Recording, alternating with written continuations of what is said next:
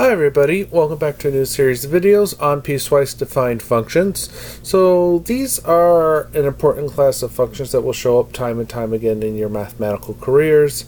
And so we want to get into the basics of what they are and how to evaluate them and how to graph them. So I have one already pre-graphed for us, and this video is mostly going to be focused on how the notation works. And then in future videos we'll build other things related to these functions.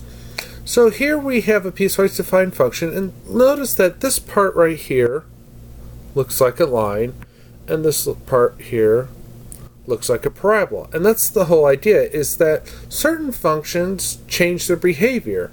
In this case, this function changes behavior at x equals 1. Notice if I draw the vertical line here, everything to the left looks like a parabola and everything to the right looks like a line. So how do we write this notation then? So let me get rid of the visual noise and let's see. So the line here that is graphed is x plus 1. And then the graph of the parabola is given by x plus 1 squared minus 4. And so there's two things that you have to take into account here, are what the equation of the different pieces are, so which is what I have here and here, and what domains they are defined on. So notice that this piece right here is defined from 1, and it's filled in, so we're going to include 1 this way towards negative infinity. So its domain is going to be x is going to be less than or equal to 1. And again, now for this function here, the other one, so let me undo that drawing here. I guess I'll just erase. There we go. Now for this function here, we want to find its domain.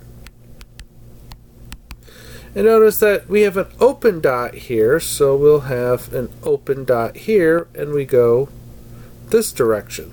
So it'll be everything from x greater than 1. Or in interval notation, this would be 1 to infinity, and an interval notation for the other piece down here would be negative infinity to 1. But typically when we write these in piecewise defined function notation, we'll actually use the inequalities versus the interval notation. So how do we write the function? So over here I'm going to write the function. So here's all our information. So again, we're going to have a name.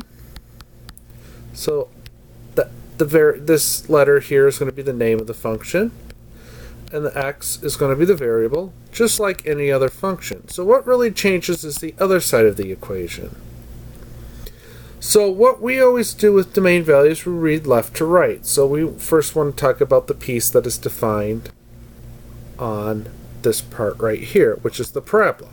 So we're going to write the equation of the parabola, x plus 1 squared minus 4, and then we're going to write a condition. I usually write the word if before it, but the book won't do that. So if, and what's the if part? Well, the if takes this inequality, which I just erased, so let's fix that.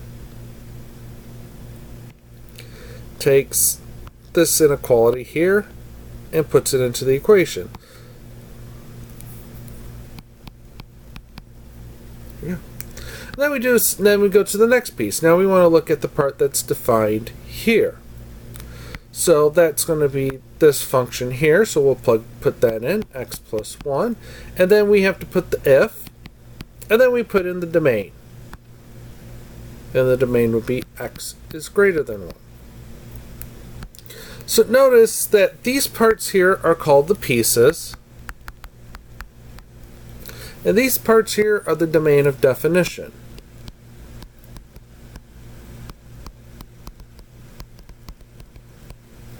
So in this case, what the domain of definition says that if x is less than or equal to 1, this function looks like a parabola, which visually we can tell it does.